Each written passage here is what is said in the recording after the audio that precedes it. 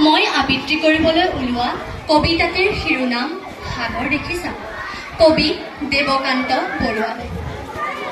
সাগৰ দেখিছা?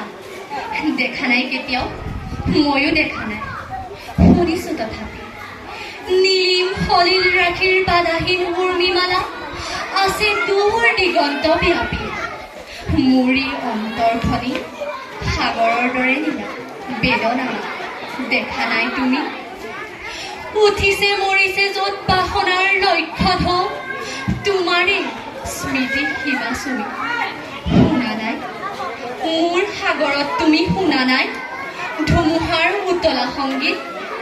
বুজা নাই, অনুভৱো কৰা নাই ফুলনিত বসন্তৰ কোমল ইংগিত?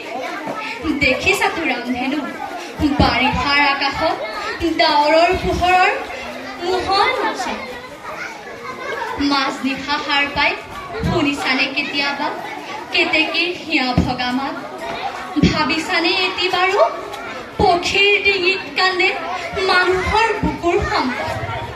মই জানো তুমি কিটো জানা, হেৰা মোৰ হিয়াহীনা প্ৰিয়া।